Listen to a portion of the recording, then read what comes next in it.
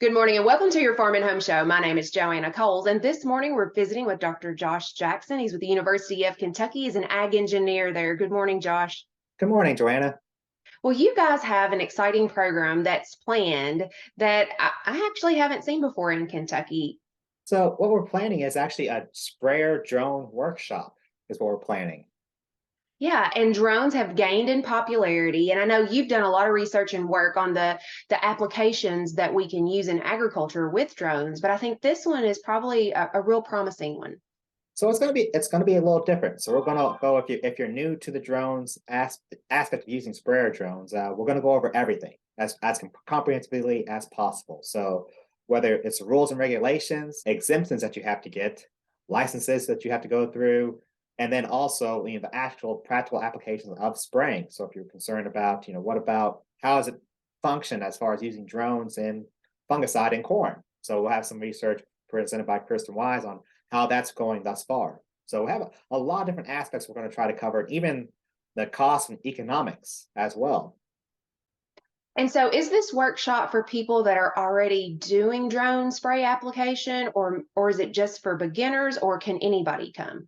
So it'd be a little bit of both. I think we're primarily focusing somewhat on beginners or people who are interested in seeing what does drones potentially have to offer, and so that'd be potentially where the economics would come in. But if you have a drone, I think it still apply to you as well. Some of that economic analysis that we do, you can really optimize how you're conducting your spraying operation. So we have a whole decision aid and spreadsheet that just came out this past November on the use of sprayer drones. So AEN 171 and AEN 172 on just general considerations, and then also the decision aid for Excel sheet. How would you develop a cost structure for your drone operation? Absolutely. Now, when will these workshops be held?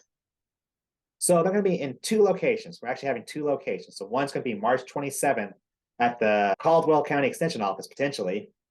And then the other one's going to be at the Fayette County Cooperative Extension Office at March 29th. Okay, so March 27th in Caldwell County and then Yep. March 29th in Fayette County in Lexington. What times are the workshops? It's an all-day affair. So actually the morning is going to be indoor presentations from our speakers. So from 8 to essentially 12, we're going to be indoors talking about the drones, talking about all the various aspects. Then that afternoon from 12:30 or 1 to 3:30, we're going to be conducting outdoor flights, setting up flight paths, and just trying to help people get accustomed to some of the challenges and considerations that they have to take into account when actually flying the drone. So the more practical applications be in the afternoon. All right, so classroom and hands-on. When do people have to register? Is there a pre-registration that's required? So there will be a pre-registration. So we'll have some on an Eventbrite, so they can sign up through Eventbrite. But the registration will close March 22nd. Okay, and is there a registration fee to be able There, to attend? there is a registration fee, so it will be $105 to include the workshop materials, refreshments, and lunch. So there is a fee to it, but I think it's a very good comprehensive program going over all the aspects of what's involved with this kind of new aspect of using drone sprayers within Kentucky.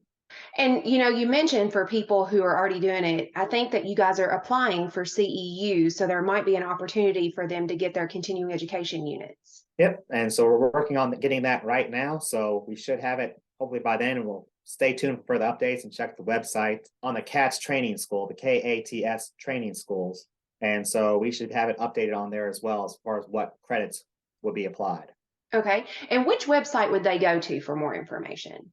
They potentially would just email me if they want to just get some more information about it. So it'd be either Josh Jackson with no dot or period at uky.edu. Okay, and if people might not be able to make these two meetings, but they'd like more information, you mentioned that we have some publications and some decision aids. Will those be available after the workshop for people to be able to view? Those are currently available online right now. So those are available in the College of Ag Communications website. So we certainly appreciate the information, and we hope that if you can attend one of these trainings, you mark your calendar and get registered today. Thanks for watching and have a great day. All right, thanks, Joanne.